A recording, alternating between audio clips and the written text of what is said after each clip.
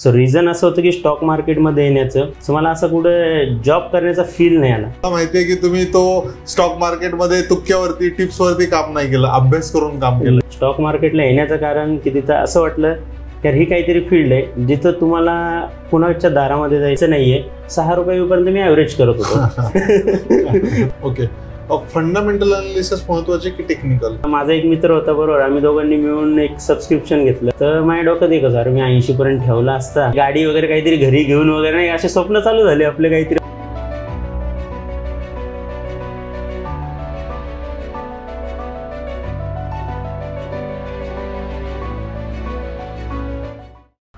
नमस्कार मित्रांनो, आज आपण आपल्या पॉडकास्टच्या दुसऱ्या भागात आलेलो आहोत आणि आज आपल्यासोबत खूप स्पेशल गेस्ट आहेत, ज्यांना आम्ही आमचा शार्क म्हणतो. असे CA लक्ष्मण वाघमोडे आपल्यासोबत आहेत, ज्यांनी त्यांच्या CAच्या करिअरसोबत स्टॉक मार्केटमध्ये खूप चांगलं करिअर केलं आहे. आणि मला माहिती आहे की स्टॉक मार्केटबद्दल सगळ्यांना खूप जास्त कुतूहलता आहे. त्याच्यामध्ये आपण बऱ्याचशा चुका करतो, बरेचसे लॉसेस करतो, बरेचसे प्रॉफिट्स करतो. परंतु स्टॉक मार्केट म्हणजे नक्की काय, त्याच्यामध्ये काय केलं पाहिजे, इन्व्हेस्टमेंट्स कशा केल्या पाहिजे, त्याच्याबद्दल थोडंसं आपण अवेअरनेस आज लक्ष्मण सरांकडनं घेणार आहोत. सो नमस्कार सर. नमस्कार. आपलं आमच्या भागात स्वागत आहे. तर सर, आम्हाला आपल्या जर्नीबद्दल जाणून घ्यायला आवडेल की तुम्ही CAची जर्नी कशी केली किंवा CA कडनं स्टॉक मार्केट कधी वळाले, कसे वळाले? सो बेसिकली मी जेव्हा CA करत म्हणजे CA माझं जेव्हा कम्प्लीट झालं, मी articleship during the my CA career मी आर्टिकलशिप कीर्तन अँड पंडित म्हणून फर्म आहे, वेल नोन फर्म आहे, तिथं करत होतो. ते जेव्हा आर्टिकलशिप करत होतो तिथं बरेचसे मुलं स्टॉक मार्केटमध्ये मनी कंट्रोल एक ॲप आहे, त्या मनी कंट्रोल ॲपवरती ते काहीतरी बाय करायचे, सेल करायचे. आपल्याला काही कळत नव्हतं ॲक्च्युली हे करतात काय. ठीक आहे, बघायचं मी फक्त, पण नंतर कळलं की हे एक व्हर्च्युअल ॲप आहे, ह्याच्यात हे फक्त नावाला बाय करतात, सेल करतात, प्रॉफिट बुक केला, लॉस झाला म्हणतात, पण ॲक्च्युअल काही नाही. फक्त एक त्यांचा स्टडी चालू आहे. सो मी म्हणलं ठीक आहे, यासाठी पैसे लागतात. सो पहिले यासाठी आपल्याला CA बनावं लागेल. तर पहिला फोकस CA बनण्यावर होता. जसं CA माझं 2016ला कंप्लीट झालं, मी इमिजिएटली, मला वाटतं मी नोव्हेंबर अटेम्प्ट दिला, जानेवारीला रिझल्ट आला. सो एप्रिलपर्यंत मी काहीच करत नव्हतं. एप्रिलनंतर मी परत आहे त्या फॉर्ममध्ये कंटिन्यू करण्याचा डिसिजन घेतला आणि मे जूनच्या आसपास 1-2 महिन्यानंतर मी डीमॅट अकाउंट ओपन केलं की आपल्याला स्टॉक मार्केटमध्ये काहीतरी केलं पाहिजे. सो रिझन असं होतं की स्टॉक मार्केटमध्ये येण्याचं, कारण मी 3 महिने जे इंटरव्ह्यू वगैरे दिले CAच्या जॉबसाठी म्हणा वगैरे, सो मला असं कुठं जॉब करण्याचा फील नाही आला. सो आणि CA झाल्यावरती बरेच जण, सगळ्यांना मी पेढे द्यायला गेलो. पहिली तर गोष्ट, CA पास झालो. सगळ्यांचा एकच प्रश्न, आता पुढे काय? पुढे काय तर मलाही माहीत नाही, त्यांना काय सांगणार की पुढे काय करायचं. सो परत क्वेश्चन मार्क आलं की अरे CA झालं तर खरं, चूक झाली का काही कळत नाही, म्हणजे पुढं करायचं काही माहीत नाही. ठीक आहे म्हटलं, आता इथं आलं तर इथंही मार्ग मिळेल. मग त्यावेळेस जॉब करण्याचा डिसिजन घेतला पहिला की पैशाची गरज होती. सो जॉब शोधायला गेलो, इंटरव्ह्यू वगैरे व्हायचे, कुठे कम्युनिकेशनमध्ये पुढे मागे, परत पाहिजे अशी सॅलरी मिळणार नाही, मग जॉब घरापासून लांब. म्हणले यार आपल्याला हे काही जमणार नाही जॉब. पण 2-3 महिने इंटरव्ह्यूमध्ये वेळ घालवला. नंतर मग कीर्तनी पंडित जसं म्हणलं की आहे त्या फॉर्ममध्ये मी डिसिजन घेतला. सो एक ठरवलं की चला आता इथून पुढं असं ठरवूया की आयुष्यात काय नाही करायचं. तर मग पहिलं कॅन्सल केलं की जॉब आयुष्यात करायचा नाही, तर जॉबला मी तिथून पुढे मी जॉब कधी करायचा नाही असं डिसिजन घेतलं. मग त्याबरोबर स्वतःची प्रॅक्टिस करूया असं डिसिजन घेतला आणि प्रॅक्टिसची फर्मही उघडली स्वतःची आणि त्यावर डीमॅटही उघडलं. जे काही सॅलरी येत होती त्यातनं छोटे मोठे पैसे राहते. एक इनिशियली सुरुवातीची बाईंग तर माझी 1000 रुपयांची. सो 1000 रुपये असे स्मॉल बाईंग आठवड्याला म्हणा, महिन्याला जसे पैसे येतील तसं करत होतो. आणि प्रॅक्टिस करत असल्यामुळे जे काही रिटर्न लोकांचे भरत होतो, ITR रिटर्न म्हणा, काही कामं करत होतो, त्यातनं येणारे पैसे हे स्टॉक मार्केटमध्ये टाकत होतो. सो मेन मुद्दा की स्टॉक मार्केटला का आलो. स्टॉक मार्केटला येण्याचं कारण की तिथं असं वाटलं की ही काहीतरी फील्ड आहे जिथं तुम्हाला कोणाच्या दारामध्ये जायचं, कोणाकडे जायचं नाही आहे की मला काहीतरी काम दे किंवा काही नाही. तुमच्यामध्ये किती पोटेन्शियल आहे ते तुम्ही बाहेर काढू शकता. फक्त तुम्हाला राईट स्टॉक पिक करता आला पाहिजे आणि तुमच्याकडे जे काय स्किल तुमचे आहेत त्या बेसवर तुम्ही पुढे जाणार आहेत. आणि तसंच काही स्टोरीज होत्या इंडियन मार्केटमध्ये, राकेश झुंझुनवाला म्हणा, राधाकिशन दमानी, ह्या काही स्टोरीज ऐकण्यात होत्या. माहीत नव्हतं कोण आहेत, काय आहेत, काहीच बेसिक म्हणजे निफ्टी काहीच आयडिया नव्हती जून 2016मध्ये. सो चालू केल्यानंतर बघू म्हटलं पुढं काहीतरी होईल, एक तर सक्सेस होईल किंवा फेल होईल. आणि फेल झालं तर ॲज युजल बंद करूया, मग दुसरं काहीतरी शोधता येईल.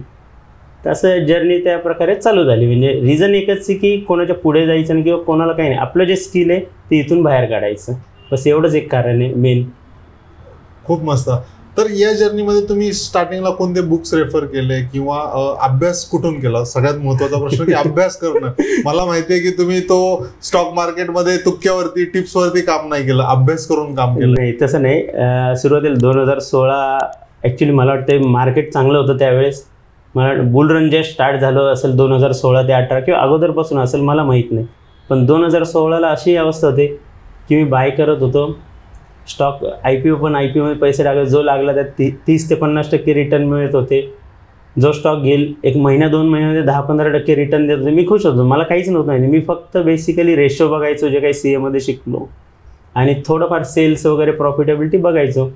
सो 10-15% महिना 2 महिन्याला मिळायला त्यातच आपलं खुश आणि काम चालू केलं. सो 2016मध्ये पैसे बनवले मी थोडेफार. नंतर वेळ 2017मध्ये रिटर्न बनत होते, मला काहीच कळतं, पण मी बाय न्यूजवरती कुठंतरी ऐकायचो हा स्टॉक चांगला आहे, न्यूज आली, बोनस आहे, कुठे बायबॅक आहे. सो जे काय असं ऐकण्यात येईल त्याच्यावरतून घेत होतो. 2018मध्ये मला वाटते लॉसेस व्हायला चालू झाले, कारण सवयच लागलेली नाही एक महिन्यात घ्यायचा आणि विकायचा, कारण महिन्याला 10% कमवतोय आपण, 15% कमवतोय. तर 2018पासून काही रिटर्न बनायला काहीच मार्ग नव्हते. म्हणजे मग वेळ आले की अरे आता आपल्याला काही जमत नाही आहे. मग TV पण बघायचो मी त्यावेळेस, शो लागायचा मला वाटतं CNBCला, काहीतरी नाव नाही आठवत. संध्याकाळी 10 वाजता एक ते हायलाईट दाखवायचे आणि 7:30ला एक असायचं, DD शर्मा यायचे. तर त्यांचे स्टॉक पिक मी ऐकण्यासाठी आहे ना कुठूनही घरी पोचायचो. त्यांचे स्टॉक जे सांगाल ते मी बिंदास घ्यायचो डोळे बंद करून. सो पैसे तर कमवत होतो, त्यामुळे काही बुलरनमध्ये कुठलेही स्टॉक घ्या पैसे मिळत होते. 2018ला सगळे स्टॉक रिव्हर्स जे व्हायला लागले तर त्यावेळेस कळलं की आता आपल्याला काही अवघड आहे, म्हणजे आपलं टिकणं अवघड आहे. मग माझा एक मित्र होता बरोबर, आम्ही दोघांनी मिळून एक सबस्क्रिप्शन घेतलं दलाल स्ट्रीट नावाचं, दलाल स्ट्रीट जर्नल म्हणून आहे. सो म्हणलं चला आता ह्याच्या थ्रू तरी आपल्याला बहुतेक काही कळत नाही, ज्यांना कळतं आहे त्यांच्या थ्रू तरी इन्व्हेस्टमेंट करू. तर ते केलं. आम्ही दोघांनी पार्टनरशिपमध्ये घेतलं तर ते केलं. त्याच्यामध्ये 1-2 स्टॉकमध्ये प्रॉफिट, 3-4 स्टॉकमध्ये लॉसेस. अरे म्हणलं यांनाही काही जमत नाही बहुतेक. मग त्यानंतर दुसरं लिहायला हे काही चांगले नाही. TVवरती एक्सपर्ट येत होते तर त्यांचं एकाचं मी रेफर केलं, त्यांचं घेतलं सबस्क्रिप्शन. सो तिथंही सेम स्टोरी आहे, 1-2 स्टॉकमध्ये प्रॉफिट, 3-4मध्ये लॉसेस. यार म्हटलं हे पण काही आता वर्कआउट होणार नाही, एक काम करू ना, यांना पैसे देऊन लॉसेस करतोय ना, स्वतःच लॉसेस करू ना, एक तर टिकेल तरी नाही तर बाहेर तरी पडेल. तो तर फंडा कायम होता. मग असं ठरलं. त्यानंतर काही जण भेटले मार्केटमध्ये, FNO करूया, ऑप्शन काहीतरी असतं, माहीत नव्हतं काय ॲक्च्युली ऑप्शन असतं, पण ठीक आहे, कॉल बाय करा, पुट बाय करा. आणि एकदा झालं ना असं बाय केलं, मला वाटतं मी 1-1:30 वाजता, तर 10 रुपये प्राईज होती. त्या कॉल होता का पुट आठवत नाही. तर तो 10चा 6 रुपये आला. आणि मला जसं स्टॉक मार्केटमध्ये मी इक्विटीमध्ये खाली आला की मी ॲव्हरेज करायचो, कारण मी एकदम असा इन्व्हेस्टिंग टाईपमध्ये. मी ऑप्शन पण तो सकाळी जो चालू केलं तर बाईक 10 रुपये, 6 रुपयेपर्यंत मी ॲव्हरेज करत होतो. तर जेवढे काही होते पैसे ते लावत होतो. मग तो 6 रुपयाचं मला वाटतं 15 वगैरे 1:30 वाजता गेला लगेच, तो मी विकला. सो म्हटलं चला यार डबल, म्हणजे ऑलमोस्ट आपण बऱ्यापैकी पैसे कमवले.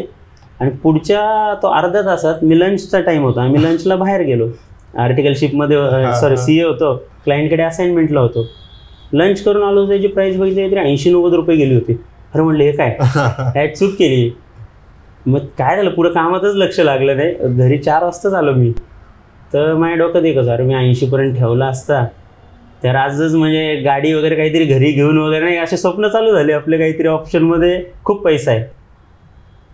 नंतर मग ठरवलं अरे इक्विटी वगैरे काही करायचं नाही, आता फक्त ऑप्शन करायचं. मग इक्विटीमधनं कॅपिटल काय होतं छोटं, मला वाटतं 1.5-2 लाखाचं, ते काढून ऑप्शन चालू केलं. 2-3 महिने गेले त्याच्यात. तर कधी पैसे कमवते कधी, पण एवढं की वेळ खूप जायला लागला. मग 2-3 महिन्यानंतर एक असा चान्स आला की ते ॲव्हरेज करायची सवय होती.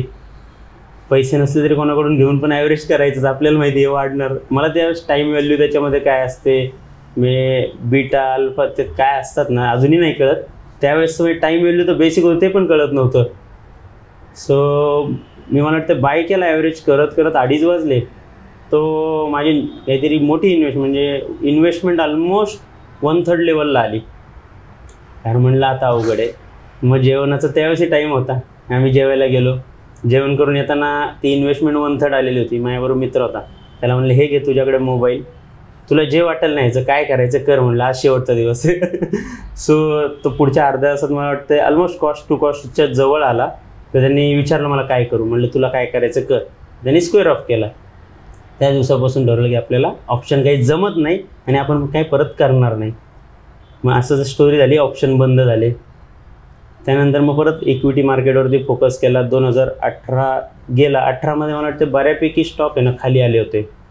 सो त्यावेळेस फंडामेंटल म्हणा की व्हॅल्यू बाईंग, जसं प्राईस टू बुक रेशिओच्या खाली असणारे स्टॉक घ्यायचे, मार्केट कॅप टू सेल्सच्या खाली असणारे घ्यायचे, म्हणजे अंडर व्हॅल्यू स्टॉक थोडक्यात, त्याचा डिव्हिडंड येईल चांगला. मग असे घेत गेलो. नुसतंच बाईंग करतो 1 वर्ष झालं. कारण अंडर व्हॅल्यू स्टॉकला मला त्या स्टॉकची लाईफ सायकल काय असते किंवा ट्रेंड काय असतं काहीच माहीत नव्हतं. वर्षभर बाय करतोय. मग ॲव्हरेज करायची पण कुठं कॅपॅसिटी असते ना, म्हणजे आपल्याकडे पैशाचं असंही खूप मोठं कॅपिटल नव्हतं. पण यार फंडामेंटल तरी किती दिवस, म्हणजे नवीन जर्नी. आणि म्हणलं आपण काहीतरी चुकतोय. घ्यायचं सगळे स्टॉक खालीच येत आहेत. म्हणजे ऑलमोस्ट एक काही मनाली पेट्रोलचा स्टॉक असा होता 30 रुपयाला का 40 रुपयाला मी बाईंग चालू केली होती. तो स्टॉक मला वाटतं 25पर्यंत पण मी ॲव्हरेज करत होतो. हां, म्हणजे खाली आलं तर मला एकदम अशी एनर्जी यायची, यार खाली आलं घ्या अजून. सो त्यानंतर असं कळलं की यार काहीतरी चुकतंय आपण. म्हणजे ठीक आहे पैसे टाकतोय पण बनणार आहे का हे काही माहीतच नाही ना कसे बनणार आहेत. कारण कधी बनतानाही मोठे पैसे बघितले नाही. आणि मार्केट डाऊन ट्रेंडमध्ये किंवा काही बिअर मार्केट चालू काहीच कळत नव्हतं. ठीक आहे म्हणलं यार आता काहीतरी क्लासेस किंवा काहीतरी शिकण्याची गरज आहे आपल्याला परत. मग कुठेतरी मला वाटतं मी टेलिग्राम चॅनलवरती ना एक क्लास बघितला टेक्निकल ॲनालिसिसचा. 10 का 12 हजार रुपये फी होती. म्हणलं यार करूया, एवढे लॉसेस करतोय तर क्लासेस करायला काही प्रॉब्लेम नाही. तर तो क्लासेस केलं मी त्याच्याबरोबर. तर त्यांनी स्टॉक कसे पिक करायचे हे नाही शिकलो, पण त्याने पॅटर्न शिकवले. मग त्याच्यात नाही कळलं की मी जे स्टॉक बाय करतोय ते तर हे कुठंच अप ट्रेंडवाले कुठले स्टॉक नाही आहेत. त्याच्यामुळे माझी चूक लक्षात आली की मी काय करत होतो. सो मग ते पॅटर्नप्रमाणे त्याचं वर्कआउट मला वाटतं मी 2019च्या एंडला क्लासेस केला. सो 20ला मग मला वाटतं चालू केलं पॅटर्नवरती. सो पॅटर्नवरती तर पैसे बनत होते. म्हणजे हेड अँड शोल्डर ब्रेकआउट आला की बाय करा. तर 10पैकी मला वाटतं सक्सेस रेशो ऑलमोस्ट 70% किंवा 60% येत होता. पैसे बनलं. पण त्याच्यामध्ये एक होतं की 2-3 महिन्याला स्टॉक शोधावं लागत होते. यार मग 6 महिने गेल्यानंतर वाटलं अरे असे किती स्टॉक शोधणार. आणि जो विकला ना मी तो स्टॉक परत पुढे वाढत होता. म्हणलं अरे एवढे पॅटर्न करतोय आपण, ठीक आहे एक स्टॉक आपण बाय बरोबर लेवलला करतोय, टार्गेट हिट झाल्यावरती विकतोय, प्रॉफिट बुक केलं very good, 15-20-30% whatever, risk reward 1:2, 2:3 जे काय ते सगळं आणि होते. म्हणजे मोठा पैसा कसा बनणार. आणि जो स्टॉक आपण 100ला घेतला 150 टार्गेट हिट झाल्यावर विकला, पण तो पुढं 500 पण जाताना दिसतोय ना, किंवा 300 रुपये जातोय, 200 रुपये जातोय. म्हणलं यार ते पॅटर्नवाल्याने ठीक आहे त्याचे पैसे कमवले असतील किंवा वॉटेवर, आपल्याला काहीतरी त्यांनी नॉलेज दिलं. आता आपण तर CA, आपण पुढचा विचार केला पाहिजे. म्हणलं यार याच्या पुढं काहीतरी असणार आहे. लोक मोठे पैसे असे तर नसेल बनवत. सो तेवढ्यात कोविडचा फॉल आला. कोविडच्या फॉलच्या अगोदर मला वाटतंय माझ्याकडे BSc मी आयडेंटिफाय केला होता की जसं की मोनोपॉली नंतर डिओपॉली NSE अजून लिस्ट व्हायचा होता. आणि असा विचार होता की हे तर कधी बंद पडणार नाही यार, मार्केट बंद, BSc बंद पडलं तर मार्केट बंद पडलं. म्हणजे एवढं सिम्पल लॉजिकनी मी घेतला होता. त्याची CDSLमध्ये इन्व्हेस्टमेंट होती, मार्केट व्हॅल्यू वगैरे सगळं ॲनालिसिस करून पूर्ण पोर्टफोलिओ एकामध्ये, कारण मोठा पैसा कमवायचा होता, तर पूर्ण पैसा BScमध्ये टाकला. त्यावेळेस मग ट्रेंड मी ब्रेकआउट ॲक्च्युली तो टाकण्या अगोदर हे होतं, म्हणजे तो ब्रेकआउट त्या पॅटर्न ज्यांनी टेक्निकल ॲनालिसिस शिकवलं त्याच्याप्रमाणे ब्रेकआउट नव्हता आला. पण आपल्याला यार ब्रेकआउट आल्यावर तर सगळेच शोधतात ना, आपण ब्रेकआउटच्या आधी शिकतो, म्हणजे रिस्क रिवॉर्ड अजून जास्त फेवरेबल. सो मग तसा BSc मला, आणि मी माझ्या ब्रोकरलाही सांगितलं होतं, मला वाटते 550 का काहीतरी होतं आणि 600च्या वरती ब्रेकआउट होता. त्यांना मी सांगितलेलं जेवढा खाली पडेल तेवढा मला सांगायचं, 50 किंवा 20 पॉईंट पडले मी अजून बाय करत राहील. तर असं करत एक तर पूर्ण पोर्टफोलिओ BScमध्ये शिफ्ट केला. मंथली जसे विकली पैसे येतील ते बाय करत चाललो होतो. म्हणजे माझ्या लेवलला मी सायझेबल इन्व्हेस्टेड होतो पूर्ण एका स्टॉकमध्ये. पण कोविडचा फॉल आला, त्यामध्ये काही कळलं नाही. 2 दिवस त्याच्यामध्ये ऑलमोस्ट एवढा डाऊनफॉल आला की 2 दिवस झोप नव्हती आली रात्री. झोपायला खरंच त्रास होता की तेव्हा कळलं यार आपला अवघड आहे आता मार्केटमध्ये. खरंच अवघड. ठीक आहे, BSC असो कोणी असो, आपण काही थांबू शकत नाही. 3ऱ्या दिवशी पहिला तो विकला. त्यात पण मला वाटतं मी ऑलमोस्ट 30-35% लॉस बुक केला. मग आता परत तिथंच यार काय करायचं तरी काय ना, म्हणजे एकाच सगळे टाकले, मोठा पैसा बनवायचा काहीच कळायला तयार नाही. मग परत शांत बसलो, कारण कोविड होतं, घरीच होतो त्यावेळेस. मग घरी आम्ही भाऊ आणि आम्ही इंट्राडे, कारण त्यावेळेस ॲग्रेसिव्ह होते सगळेच, इंट्राडे ट्रेडिंग चालू केली थोडी. कारण चार्ट तर कळले होते थोडेफार त्या टेक्निकल ॲनालिसिसमुळं. ते इंट्राडे केलं, त्यात पण एक दिवस पैसा बनवतोय, एक दिवस जातोय. नेट ऑन नेट आम्हाला 8 दिवसात कळलं की आम्ही पैसे घालवतोय.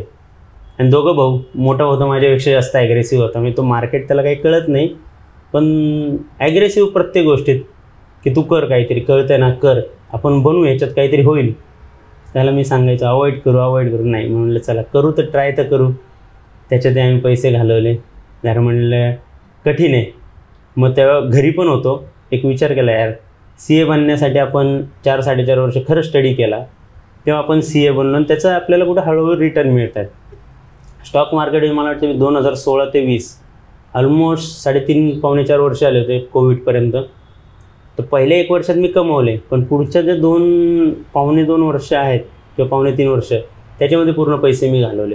सो असं ओव्हरऑल 3-4 वर्षाचा जो काय 3.5-4 वर्ष हे होता, त्याच्यामध्ये मी सायझेबल लॉस केला होता.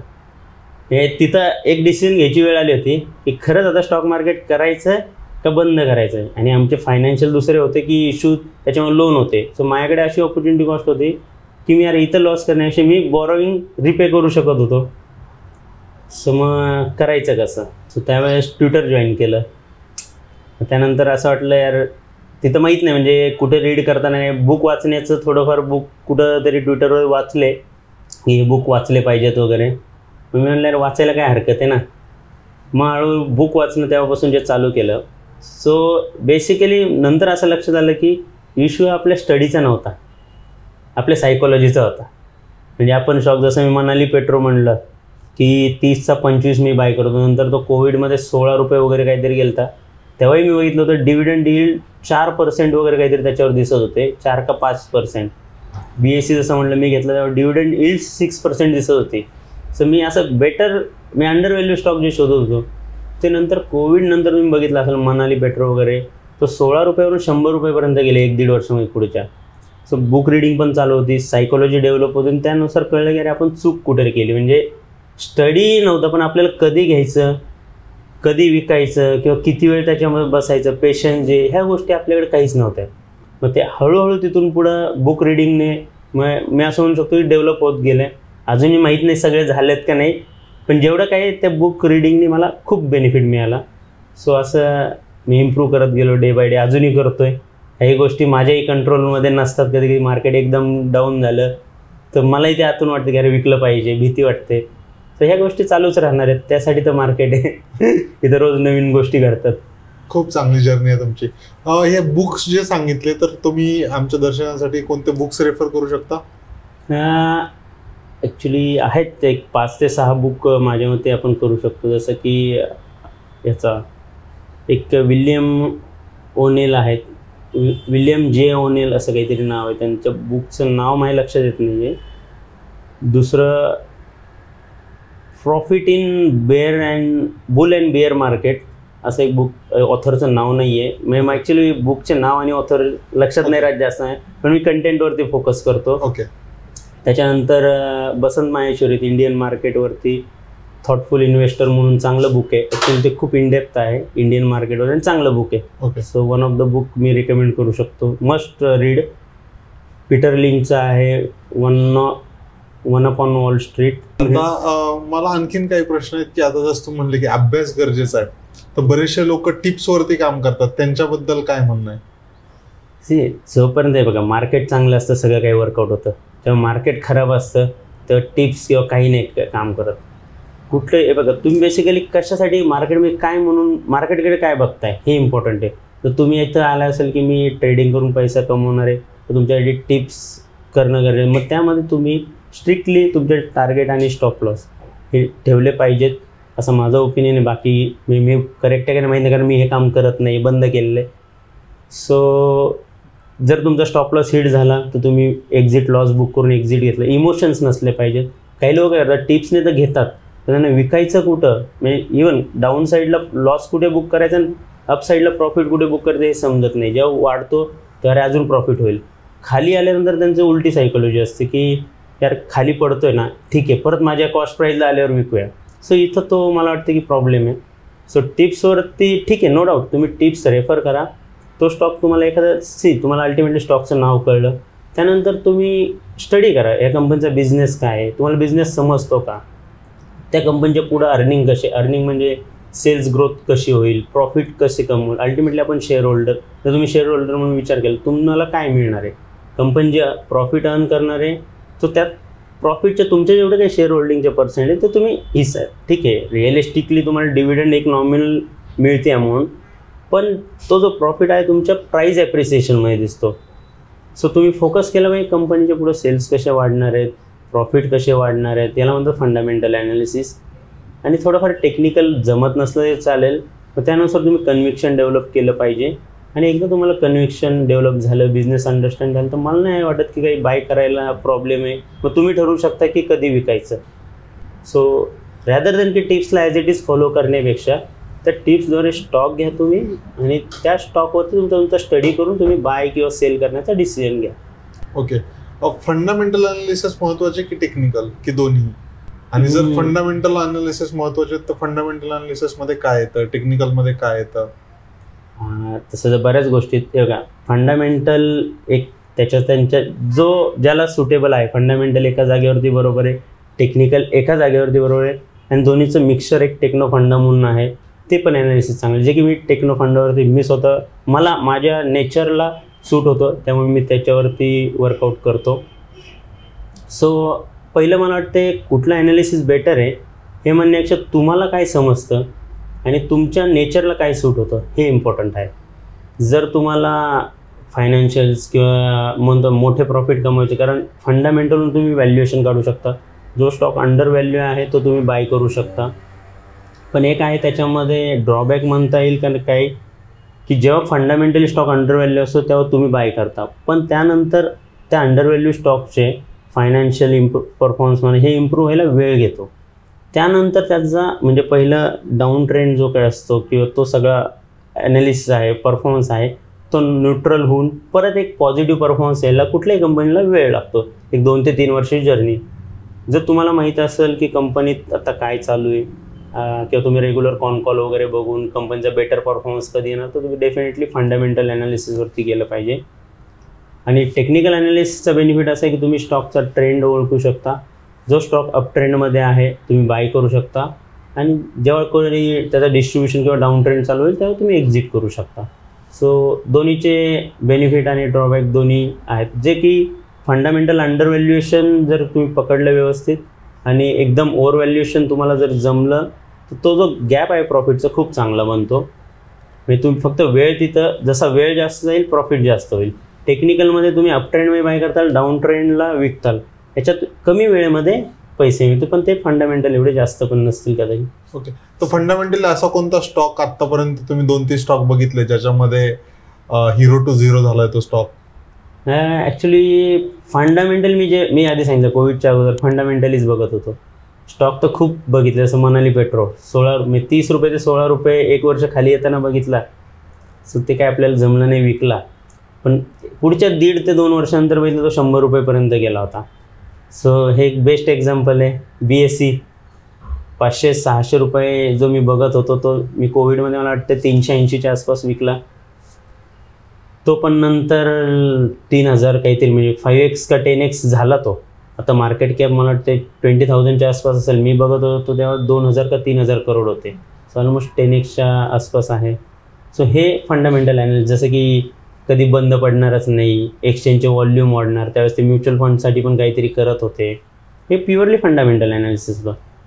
पण मग त्यासाठी तुम्हाला पेशन्स पाहिजे. माझ्याकडे कदाचित पेशन्स कमी होते त्यावेळेस, म्हणून मी जास्त वेळ बसू शकलो नाही. इव्हन दो मला फंडामेंटली रिव्हेन्यू विजिबिलिटी प्रॉफिटेबिलिटी सगळं काही होतं, पण मी बसू शकलो नाही.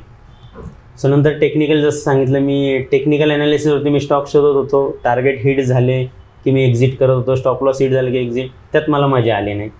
सो मग जसं बुक वाचत गेलं ना, त्याच्यामध्येच मला कळलं की टेक्नो फंड या दोघांचं जे मिक्सचर आहे, टेक्निकल प्लस फंडामेंटलचं, ते माझ्यासाठी चांगलं होतं. जसं की मी एक प्रीकॅम म्हणून स्टॉक आहे. सो बेसिकली एक डिस्क्लोजर देऊ की हे जे काही आपण स्टॉक डिस्कस करतो यातनं कुठल्याही कोणालाही मी बाय किंवा सेलची रिकमेंडेशन देत नाही आहे. मी स्वतः काही एक्सपर्ट नाही आहे किंवा सेबी रजिस्टर ॲनालिस्ट नाही आहे. जस्ट आपलं की माझा एक्सपिरियन्स शेअर करतो आहे, आणि हा एज्युकेशनल पण नाही म्हणू शकत, इन्फॉर्मेशन पर्पजसाठी आहे.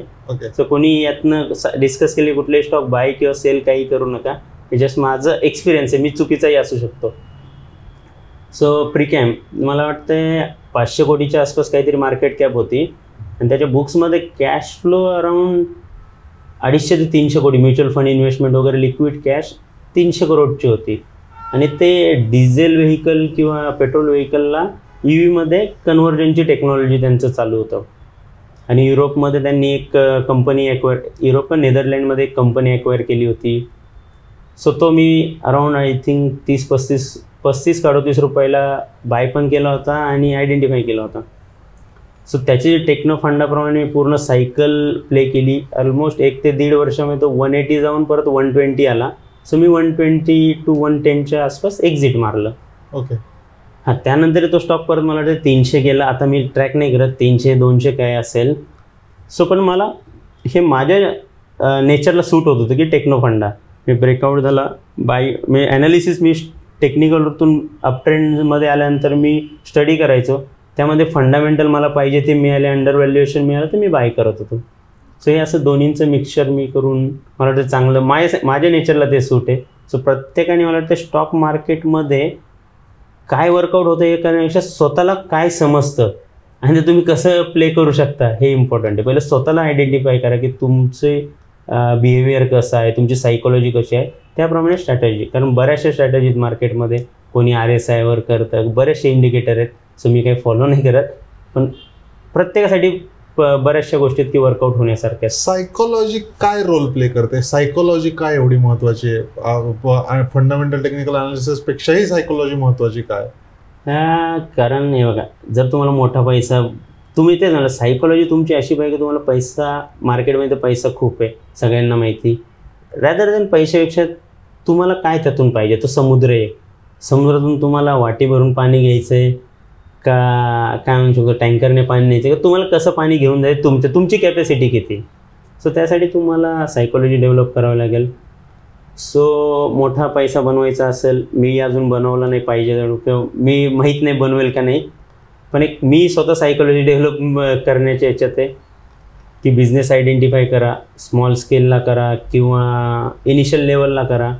एकदा घेतल्यानंतर त्यांचे बिझनेस आयडेंटिफाय करा, त्याच्यामध्ये अर्निंग किंवा जो काही सेल्स आहे हा किती सस्टेनेबल आहे, त्याच्यामध्ये प्रॉफिट जो काय आहे, कंपनी किती कन्सिस्टंटली प्रॉफिट कमवते.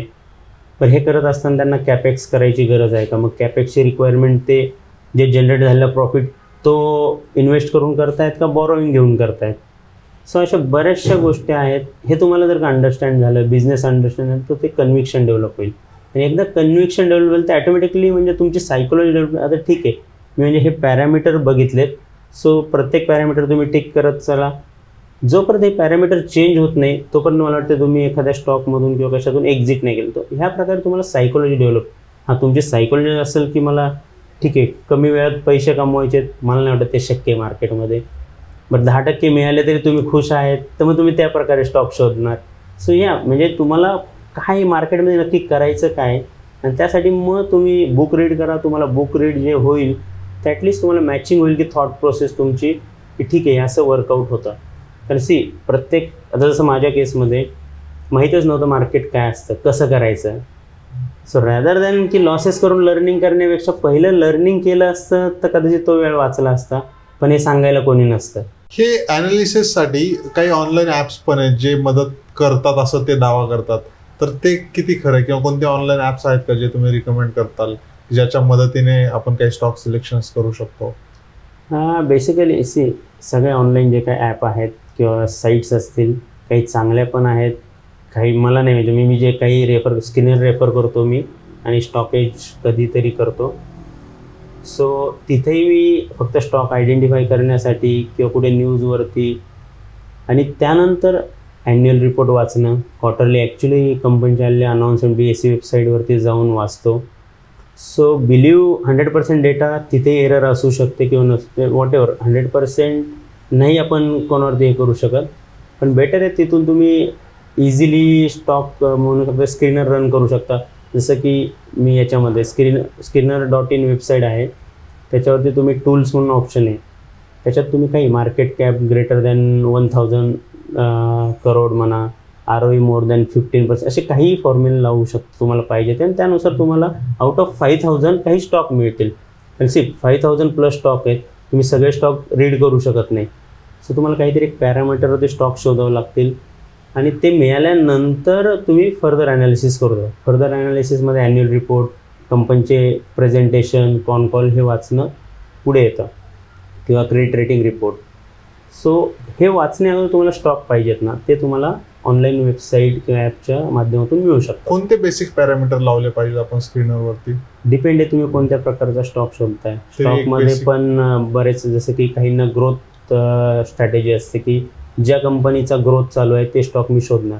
सो तुम्ही सेल्समध्ये मग किती टक्के ग्रोथ पाहिजे, लेट्स से की एक्झाम्पल 15%, मग सेल ज्याचा 15% quarter on quarter, year on year, तर तिथं व्हेरियस पॅरामीटर 15% जी कंपनी ग्रो होत आहे, ज्याचा प्रॉफिट ग्रो होतो आहे 15%, असं लावू शकता, तुम्हाला स्टॉक येतील. तर त्यानंतर डेट इक्विटी रेशो लेस दॅन 1. सो असे तुम्ही तिथं रेशोज लावू शकता, त्याप्रमाणे तुम्हाला स्टॉक मिळून जातील. तर ती लिस्ट आल्यानंतर तुम्ही फर्दर ॲनालिसिस केलं पाहिजे. असं नाही की ती लिस्ट आली म्हणजे डायरेक्टली बाय केलं पाहिजे. ओके. आणि दुसरं सेम हे झालं, फंडामेंटल ॲनालिसिसद्वारे तुम्ही स्टॉक आयडेंटिफाय करू शकता. टेक्निकल ॲनालिसिसद्वारे ऑल टाईम हायचे स्टॉक, 52 वीक हायचे स्टॉक. सो हे त्या ॲपमध्ये तुम्हाला इझिली 1 क्लिक मिळून जातात. सो बेनिफिशियल आहे, पण त्याचा तुम्ही यूज कसा करता हे इम्पॉर्टंट आहे. ओके. या एका माणसाच्या पोर्टफोलिओमध्ये किती स्टॉक हवेत? आयडियल स्टॉक किती असतात? डिपेंड आहे प्रत्येकाला. बेसिकली स्टॉक किती असेल यापेक्षा की तुम्ही किती स्टॉक ट्रॅक करू शकता हा क्वेश्चन स्वतःला विचारा. जर तुम्ही 100 स्टॉक ट्रॅक करू शकत असाल, सो मला वाटतं ते डिफिकल्ट आहे, पण करू शकत असेल तर काही प्रॉब्लेम नाही. काहींच्या केसमध्ये 15 असतात, काहींना 20. जसं तुम्ही बेसिकली तुम्ही काय घेता हे तुम्हाला माहीत असेल तर काही प्रॉब्लेम नाही की कितीही स्टॉक घ्या. आता माझ्या केसमध्ये सांगतो, मी इनिशियली जसं मी सांगितलं TV शो बघत होतो, तो प्रत्येक रोज ते येत होते का आठवड्यातनं एकदा आठवत नाही, पण ते जे स्टॉक सांगतील मी सगळे घेत होतो. सो माझा पोर्टफोलिओ इनिशियली अराउंड 50-55 स्टॉकचा असायचा. तर जसं मग मी टेक्निकल ॲनालिसिसचा कोर्स केला तेव्हा तो पोर्टफोलिओ माझा एक 25 स्टॉकवरती आला. मग नंतर कळलं की यार हे पण वर्कआउट होत नाही, तर काहीतरी करण्यासाठी मग एका स्टॉकवरती मी BSEवरती गेलो, तिथं मी लॉस बुक केला. समजायला एकामध्ये पण जमत नाही, मग परत मी एक 10 ते 15 स्टॉकपर्यंतचा पोर्टफोलिओ बनवला. सो त्यावरती मी बरंच, मला वाटतं 1.5 ते 2 वर्ष, म्हणजे 2020 ते 2022 मी राहिलो त्याच्यावरती. पण 2022च्या नंतर मला असं जाणवलं की यार याच्यात पण मोठा पैसा बनणार, म्हणजे मोठा पैसा बनणार नाही म्हणण्यापेक्षा मजा येत नाही आहे. कारण ठीक आहे, एक कुठंतरी एवढा स्टडी वाढला होता माझा की ऑलमोस्ट मी 2016पासून रोज 1 तरी दिवस मार्केटमध्ये काहीतरी रीड केल्याशिवाय मी अजूनही झोपत नाही. सो स्टडी एवढा वाढला होता की यार एवढा स्टडी करतो, मग अलोकेशन का कमी. सो मग मी ऑलमोस्ट आत्ताच्या केसमध्ये तर माझ्याकडे 5 ते 6 मायक्रो कॅप आहेत, जे की कोर ऑलमोस्ट 90% माझं कॅपिटल तिथे इन्व्हेस्टेड आहे. आणि 10% मी रिसेंटली कालच थोडंसं रिस्ट्रक्चर करून 2 स्टॉकमध्ये टाकलं. सो म्हणजे तुम्ही बघितलं 100 माझ्यासाठी एक 8 स्टॉकचा पोर्टफोलिओ फक्त इनफ आहे. ओके. सो मला वाटतं जसं तुम्ही मार्केटमध्ये काम कराल तुम्हाला त्याचे आन्सर मिळत जातील की तुम्हाला काय सूट होतं आहे. सो कोणी सांगण्यापेक्षा स्वतःला ॲनालिसिस करत चला, तुम्हाला आन्सर सगळे मिळत जातील. MSME IPO सध्या खूप जास्त ट्रेंडमध्ये आहे, तर त्याच्यामध्ये स्टॉक IPOला घेणं सजेस्ट कराल तुम्ही की नाही? IPO नाही सांगू शकत, कारण मी IPO अगोदर करत होतो, फक्त लिस्टिंग गेनसाठी करत होतो. पण त्याच्यात आता मला वाटतं तेही अलॉटमेंटचे इश्यू, म्हणजे मला कळलं की जेव्हा कॅपिटल कमी होतं तेव्हा मला ते चांगलं वाटत होतं. पण नंतर असं कळलं की अलॉटमेंट मिळत नाही आहे, मग वेळ वाया घालवण्यात काही अर्थ नाही. आणि करून करून किती करणार अप्लाय. जसं की रिटेलमध्ये मेन बोर्डला गेले तुम्ही तर 15,000 आणि H&M येईल 2 ते 10 लाख, पण त्याच्यामध्ये अलॉटमेंटचे चान्सेस नाही. SMEमध्ये पण एक 1.25 लाखापर्यंत 1.5 लाखापर्यंत कॅपिटल लागतं आणि H&Iच्या वरती 2 लाख. ठीक आहे, एवढं सगळं करायचं आणि तुम्हाला अलॉटमेंट कधी मिळेल माहीत नाही, मिळाल्यानंतर तुम्हाला गेन होईल. ॲग्री. सो हे लॉटरी खेळण्यापेक्षा मी बेटर फुल्ली ऑन इन्व्हेस्टमेंटवरती फोकस करतो. जे काही कॅपिटल आहे ते स्टॉक आयडेंटिफाय करून त्याच्यात इन्व्हेस्ट करतो. सो जर तुम्हाला ट्राय करायचं करू शकता लिस्टिंग इनसाठी, किंवा जर तुम्ही बिझनेस स्टडी केला असेल तर तुम्ही लिस्टिंग नंतरही घेऊ शकता जर तुमचं लाँग टर्म त्याच्यामध्ये विजन असेल तर. सो या प्रकारे प्ले करतो. आणि SMEमध्ये करायचं का नाही त्याच्यामध्ये लिक्विडिटी इश्यू असतात, छोट्या कंपन्या असतात ज्यांचा ट्रॅक रेकॉर्ड नसतो. सो माझ्या मते बिगिनर जे लोक असतील त्यांनी तर अवॉइड केलेलं चांगलं असेल. मेन बोर्डवरती पण ज्या चांगल्या ट्रॅक रेकॉर्डवाल्या कंपन्या आहेत त्याच्यावरती तुम्ही फोकस करा. जसं तुम्ही इनिशियल माझ्यामध्ये कोणी 5 ते 7 वर्ष वेळ जर का मार्केटमध्ये दिला तर सगळी तुम्हाला बऱ्यापैकी क्लॅरिटी येते. पहिली गोष्ट तुम्ही 5 ते 7 वर्ष टिकलं पाहिजे. तर टिकल्यानंतर तुम्हाला बऱ्याचशा गोष्टी कळतील. पिच जसं माझं क्रिकेटमध्ये पिचवर टिके रहो, बाद में मतलब खराब गेंद का इंतजार करू शॉट मारने के लिए. तसं आहे, तुम्ही जसं जसं टिकत जाल तुम्ही चुका करताल, स्वतःच्या चुकातनं इम्प्रूव्ह होताल, तर ते आन्सर स्वतःला मिळेल. काहींसाठी SME IPO वर्कआउट होत असतील, माझ्यासाठी तरी होत नाही. आणि मी तर स्ट्रिक्टली आता IPO अवॉइड केलेलं आहे.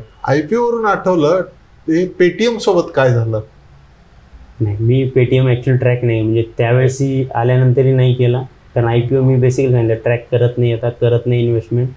त्यानंतर मी बघितलं थोडेफार फायनान्शियल, पण बिझनेस मॉडेल माझ्या अजूनही लक्षात नाही. ठीक आहे, मला जेव्हा कुठं दुकानामध्ये वगैरे जातो पेमेंट करताना पेटीएम दिसतं, पण पैसे कसं कमवतो हे अजूनही मला कळलं नाही जास्त, तर मी त्याच्यापासून लांब राहतो.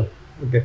स्टॉक जेव्हा तुम्ही सिलेक्शन करता तेव्हा प्रोसेसमध्ये सगळ्यात महत्त्वाचं फंडामेंटल अनालिसिस जे करता तर काय गोष्टी आहेत? मी आता बघितलं की तुम्ही जाऊन काय डायरेक्टर्सना मिळतात डायरेक्ट कंपनीच्या, किंवा काही बोर्ड मिटिंगचा पार्ट होऊन किंवा बोर्ड मिटिंगला ट्रॅक करतात, बोर्ड मिटिंगचे रिपोर्ट्स वाचतात. सर, स्टॉक सिलेक्शनसाठी ह्या गोष्टी किती महत्त्वाच्या आहेत? मला नाही वाटत या इम्पॉर्टंट. आणि बेसिकली मी कुठे म्हणजे बोर्ड मीटिंग वगैरे काही अटेंड नाही करत, तर कुठल्या डायरेक्टरला मीट नाही करत. पण मी आत्ता जे रिसेंटली मायक्रो कॅप घेतलेत त्यातले 1-2 कंपनीला मी प्लॅन्ट व्हिजिट केल्या होत्या. So just to get an idea की कंपनीचा खरंच ॲक्च्युअलमध्ये बिझनेस कसा आहे, मॉडेल हे जर मला काही समजून घ्यायचं होतं, बघायचं होतं फिजिकली आहे का नाही. कारण मी एक मायक्रो कॅप कंपनी म्हणजे ऑलमोस्ट 100-200 कोटी मार्केट कॅप होती, इंदोर बेस्ड कंपनी. त्याच्या प्लॅन्ट व्हिजिटमध्ये मला असं लक्षात आलं त्यांचं कॉर्पोरेट ऑफिस हे रेसिडेन्शियल सोसायटीमध्ये होतं. आणि सो मला ते नाही म्हणजे मला वाटलं की अरे ठीक आहे, प्लॅन्ट वगैरे होता, बिझनेस एवढा काही मला अट्रॅक्टिव्ह वाटलं नाही. तर ते व्हिजिट केल्यानंतर मला लक्षात आलं की अरे कॉर्पोरेट स्ट्रक्चरच नाही आहे इथे. सो तिथून आल्यानंतर मी 1 महिन्यामध्ये तो एक्झिट केला. कारण मी जे आता मायक्रोकॅप स्टॉक घेतो आहे, सो बेसिकली त्याच्यामध्ये मी जाऊन फक्त प्लॅन्ट आहे का यांचा व्यवस्थित, कंपनी तिथं आहे का, कॉर्पोरेट ऑफिस किंवा लोकांकडे बघून की ह्यांच्याकडे स्टाफ आहे का, ह्या गोष्टी बघण्यासाठी जातो. बाकी डिस्कशनमधनं माझं असं म्हणणं की प्रोमोटरलाही बिझनेसचे ग्रोथ, ठीक आहे ते पॅशनेट असतात त्यांच्या बिझनेसबद्दल, ग्रोथ माइंडेड असतात, काही असतात काही नसतात. सो त्यांनाही माहीत नाही एक्झॅक्टली काय पुढच्या वर्षीचं रेव्हेन्यू असेल, कोणीच नाही प्रेडिक्ट करू शकत काय होईल. सो जस्ट तुम्हाला एक आयडिया येते प्लॅन्ट व्हिजिट हे केल्यानंतर की बस कंपनी आहे का नाही. बाकी तर ऑलमोस्ट क्वार्टर ऑन क्वार्टर जे काही रिझल्ट येतील त्याच्यावरून तुम्ही ट्रॅक करू शकता, किंवा ॲन्युअल रिपोर्टमध्ये प्रेझेंटेशनमध्ये जी इन्फॉर्मेशन येते त्या गोष्टींवरती तुम्ही कंपनी ट्रॅक करू शकता. तर तुम्ही व्हिजिट केल्याने जास्त काही बेनिफिट होत नाही. आता माझ्या केस मी जसं स्पेसिफिकली सांगतो की मायक्रो कॅप आहेत, छोट्या कंपनीत म्हणून मी व्हिजिट प्रेफर करतो काही ठिकाणी. जर तुम्ही लार्ज कॅप घेत असाल किंवा मिड कॅपमध्ये तर काही गरज नाही, कारण वेल नोन कंपन्यात माहीत असतात की बिझनेस आहेत, तर त्या केसमध्ये काही गरज नाही आहे. बरेचसे आजकालचे यंग जनरेशन फ्युचर अँड ऑप्शनमध्ये येऊन रोजचे 2-4 हजार रुपये प्रॉफिट करण्याचा प्रयत्न करते. मग ते बरोबर आहे की चुकीचं आहे, की यंग जनरेशनचा त्याच्यामध्ये लॉस होतोय हे त्यांना कळतच नाहीये, फक्त कुठेतरी टिप मिळतात, काहीतरी होतंय. तर त्यांच्याबद्दल काय मत आहे किंवा त्यांना काय सजेशन आहे? त्यांच्यासाठी टाइम हेच बेस्ट सोल्युशन आहे. मी म्हणजे कोणी कोणाला सांगू शकत नाही बरोबर काय चूक काय, बेटर आहे त्याने करावं. मला काही गोष्ट जमली नसेल त्याला जमेल. सो फक्त एकच आहे, कोणी म्हणजे रादर इन्व्हेस्टमेंट करा किंवा तुम्ही ट्रेडिंग करा, काही फरक पडत नाही. दोन्ही लिगली इंडियामध्ये तुम्ही प्रॉफिट कमवत असाल तर तुम्ही सक्सेसफुल आहे. सो काही प्रॉब्लेम नाही, लिगली तुम्ही प्रॉफिट कमवा, कुठलीही गोष्ट करा. मग सो फक्त एकच आहे की तुम्ही मार्केट, स्टॉक मार्केटमध्येच रिस्क आहे, कुठेही घ्या लाईफमध्ये रिस्क आहे. जेव्हा कधी रिस्क किंवा काही मिस्टेक होईल त्यावेळेस तुमचा लॉस किती होणार आहे, आणि तो लॉस झाल्यानंतर तुमचं फॅमिली म्हणा किंवा तुम्ही फायनान्शियली काही सफर होणार नसेल तर you can easily take risk in trading also in investing. नाही तर तुम्ही इन्व्हेस्टिंग करताय हे चांगलं का ट्रेडिंग करताय हे चांगलं काहीच नाही, अनलेस अँड अंटिल तुम्हाला दोन्हीमध्ये रिस्क मॅनेज करता आली पाहिजे. ओके. सो हा एक म्हणजे स्वतःला तुम्ही विचारू शकता की ठीक आहे मी याच्यात सक्सेसफुल झालं तर ओके, चांगली गोष्ट, तुमचे सगळे प्लॅन एक्झिक्यूट होतील, ड्रीम तुम्ही काय बघितलं ते. फेल झालं तर काय, याचं तुमच्याकडे जर का प्लॅनिंग असेल तर काही इश्यू नाही मला वाटतंय. मग त्यातनं तुम्हाला कळेल की तुम्हाला हे सूट होतंय का नाही, तुम्ही पैसे कमवताय का नाही, काय चुका करताय. सो टाईमच बेस्ट सोल्युशन आहे. फक्त रिस्क एवढी घ्या की तुम्ही जे काही पचवू शकता. Okay, thank you sir. आपण आलात, आपण खूप सारी माहिती दिलीत आणि याच्यावरती आपण किती वेळ बोललं तरी वेळ कमीच पडेल असं मला वाटतंय. परंतु बेसिक टेक्निकल फंडामेंटल अनालिसिस मधनं नक्कीच, आणि सगळ्यात त्याहीपेक्षा मला महत्वाची गोष्ट अशी कळली की अभ्यास करून स्टॉक मार्केटमध्ये जाणं हे कोणत्याही टिप वरती जाण्यापेक्षा कधीही महत्वाचं आहे, आणि तरच तुम्ही सक्सेसफुल होऊ शकता. आणि ऍटलिस्ट 3 to 5 इयर्सचा स्पॅन तुम्हाला स्टॉक मार्केटला द्यायला पाहिजे. तेव्हा तुम्हाला कळेल की स्टॉक मार्केट तुमच्यासाठी योग्य आहे नाहीये, तुम्ही कुठनं पैसे कमवायला पाहिजेत, कोणत्या पद्धतीने कमवायला पाहिजे, सायकोलॉजी कशी डेव्हलप होईल. तर आपण दर्शकांना जे बुक्स रेफर केलं त्याची कमेंट मी तुम्हाला लिंकमध्ये टाकेल, तुम्ही ते बुक्सही वाचा. मी ते बुक्स वाटलं तर तुम्हाला परत एकदा व्यवस्थित, किंवा तुम्ही माझा ट्विटर हँडल आहे त्याच्यावरही मी टाकू शकता. सरांच्या ट्विटर हँडलला फॉलो करा, तिथे सर खूप जास्त अनालिसिस टाकतात. सरांचं ट्विटर हँडल आहे इन्व्हेस्टर लक्ष्मण, तर तुम्ही ते फॉलो करू शकता, तेही आपल्या लिंकमध्ये मिळेल. Thank you sir, thank you. आपण मी एक शेवटचं सांगू इच्छितो, तुम्ही स्टॉक मार्केटमध्ये इनिशियली जर कोणी बिगिनर असाल किंवा कोणी ज्याला वाटतं की मी काही पैसे कमवत नाही, इनिशियली छोटं कॅपिटल घ्या. ते माझ्यामध्ये 5 वर्ष, मिनिमम 5 वर्ष छोट्या कॅपिटलवरती काम करा, जे की तुमच्यासाठी म्हणजे गेलं तरी काही प्रॉब्लेम नसेल. म्हणजे तुम्हाला मोठं कॅपिटल नंतर कॉन्फिडन्स आल्यानंतर लावायचं, ते वाटलंच तुम्ही डे 1 पासून म्युच्युअल फंडमध्ये SIP करा, तिथे तुमचं कॅपिटल बिल्डअप होईल. 5 वर्ष एकदा तुम्ही छोट्या कॅपिटलवरती बघा की लेट्स से की एक्झाम्पल ज्याच्या एखाद्यासाठी 10,000 छोटं कॅपिटल असेल किंवा 1 लाख, ते 1 लाखाच्या 5 वर्षानंतर तुम्ही किती बनवताय, हा जर तुम्हाला कॉन्फिडन्स 5 वर्षानंतर आला की येस मला जमतंय, मी पैसे बनवतोय, तर मग तुम्ही म्युच्युअल फंडमधून स्लोली परत त्या कॅपिटल इक्विटीमध्ये आणा. परत पुढच्या 2-3 वर्षात जसं मोठं कॅपिटल येईल तसं तुम्हाला कळेल की काय होईल. सो रॅदर दॅन की इनिशियली मोठं कॅपिटल घेऊन लॉसेस मोठे घेण्यापेक्षा किंवा प्रॉफिट, सो असं एक माझं कन्क्लुजन असेल. येस, सो नक्कीच आपण थोडासा अभ्यास करून स्टॉक मार्केटमध्ये इन्व्हेस्ट करायला चालू करूया. Thank you sir, thank you. आपण आलात, थँक्यू.